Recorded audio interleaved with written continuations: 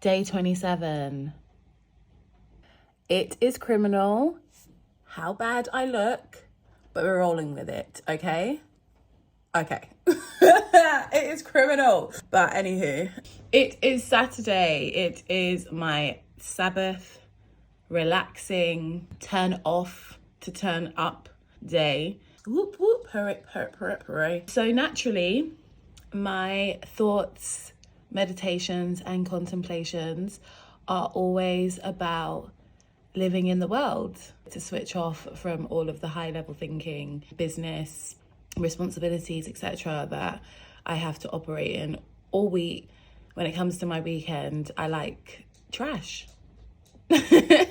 I was watching Queen Charlotte, a Bridgerton story. It's crazy because when they were talking about Eton Boys and they went to Harrow, and like, I legit live in these areas. King George's Gardens, his house is down the road. Oh, I love being British from the perspective of there's so much history here. There's so much history, culture history, not much of it here now, but anywho, different conversation for a different day. But we are, funnily enough, on the weekend of the coronation.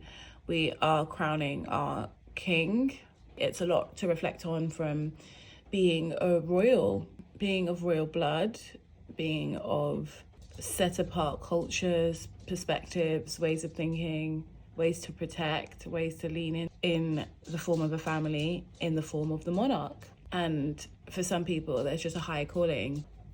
So those are where my thoughts and contemplations have been for the last day or so, as I've watched Queen Charlotte's story on Netflix. Like, I'm sure the rest of you were absolutely on the floor weeping, grabbing your pearls, gasping at the beautiful love story of King George and Queen Charlotte, which really was about a fight of faith.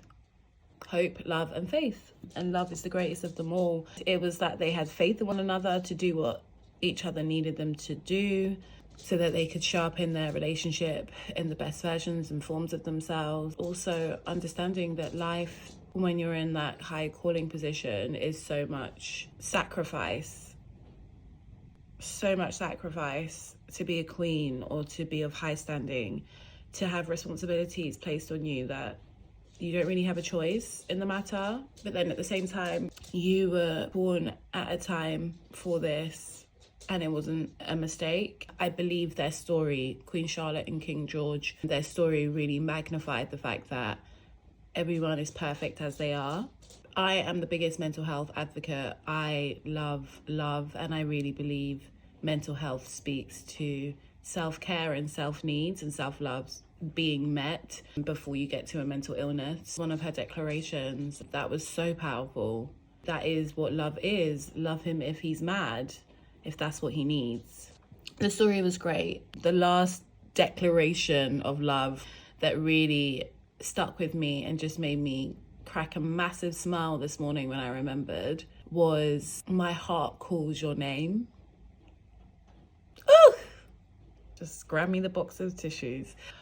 My heart calls your name. And it really does remind me of Songs of Solomon. We're warned not to awaken love before the right time. And I really understand why, because that sentence, like in Kate and Anthony's story, being the bane of my existence, when George said that to Charlotte, that he loves her desperately, that he loved her from the moment she tried to climb over the wall. But that is the part that he fell in love with: her freedom, her independence, her ability to make a decision and see it through to the end. And then at the same time, be in flow, be flexible, be open. It is the makings of a beautiful love story. So when he says, "My heart calls your name," I really deeply felt that. Your heart will lead you to do some really beautiful things, and it's because it calls to you. So when the love of your life rocks up in your life and you meet them and you think, "Can I do this?" Love at first sight. Your heart would have already told you what the answer is.